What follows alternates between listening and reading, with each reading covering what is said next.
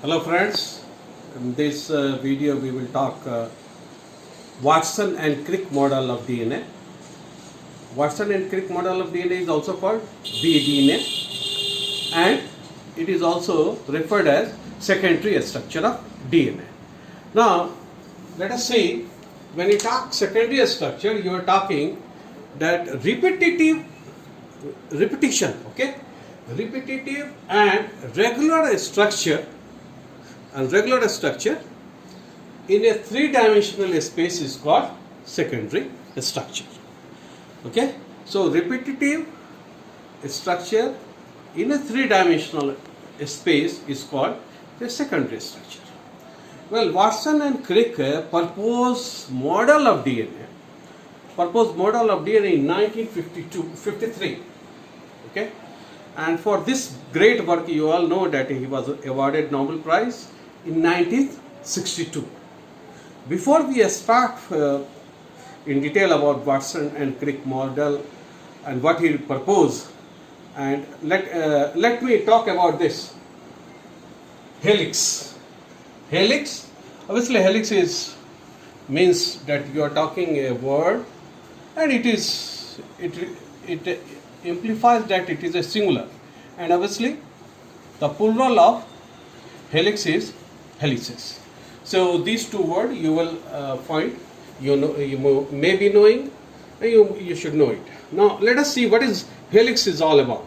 Now you see that you have if you have an imaginary axis, what you are seeing that there is clockwise.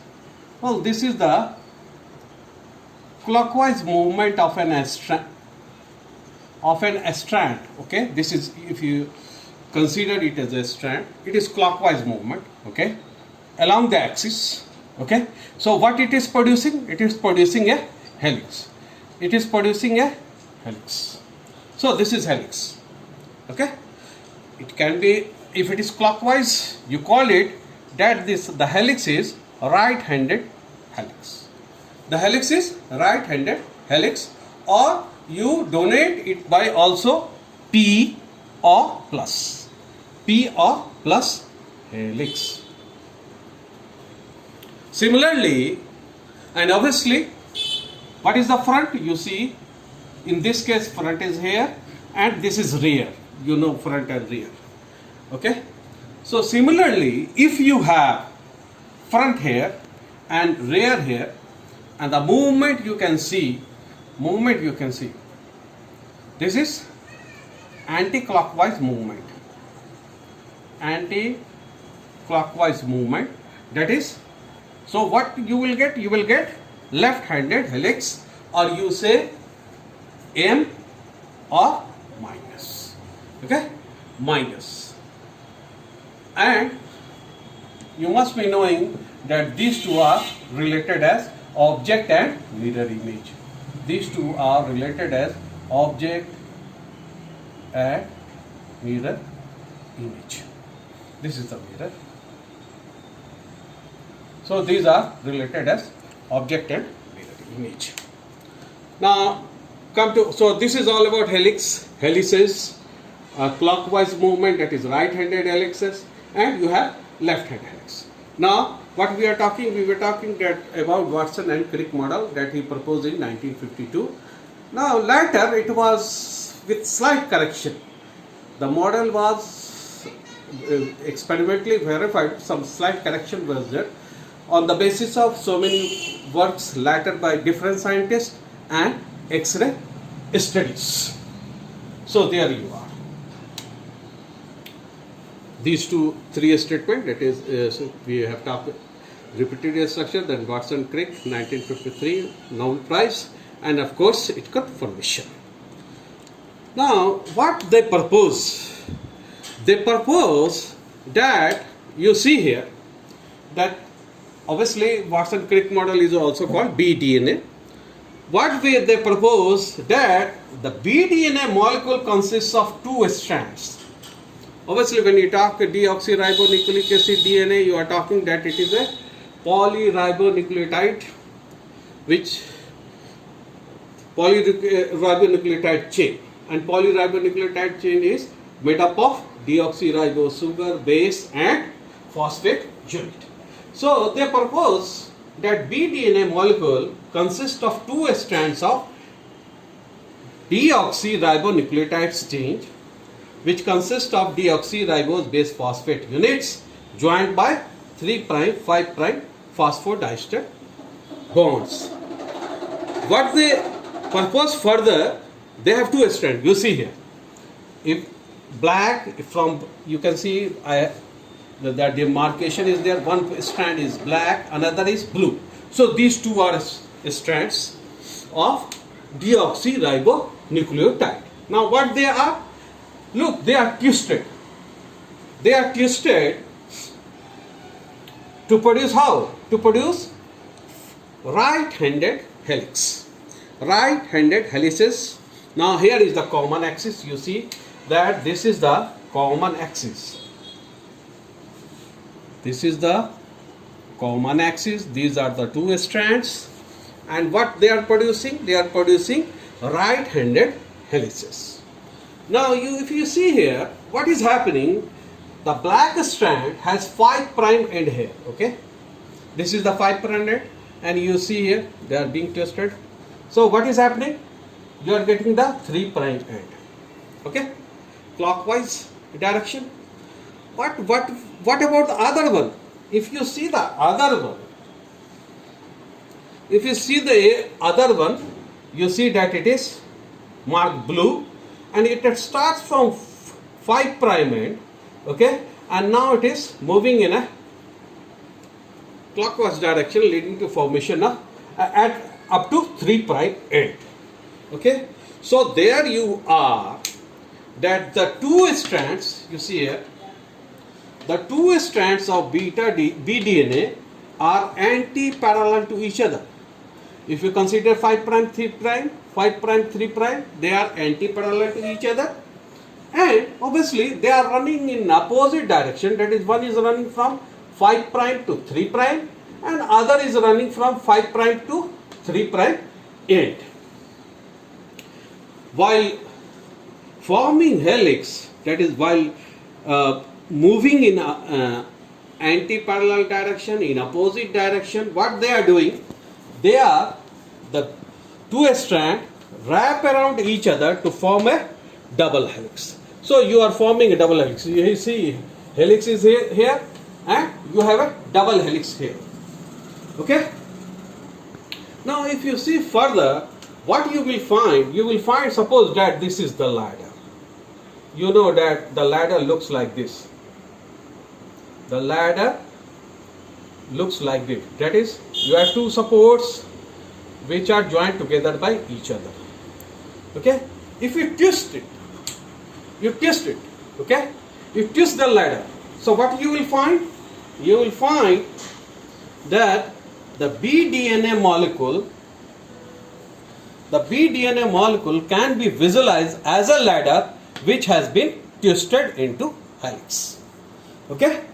So you have a common axis. What they propose? They propose that around a common axis, the two strands moves in anti-parallel direction, and they are twisted. Can be visualized as a ladder which has been twisted. Now let us see the features of the double helix. That what are the characteristics? Well, you find the diameter from here to here. Okay, the diameter of helix has been found to be 2 nanometer. The diameter is also called width.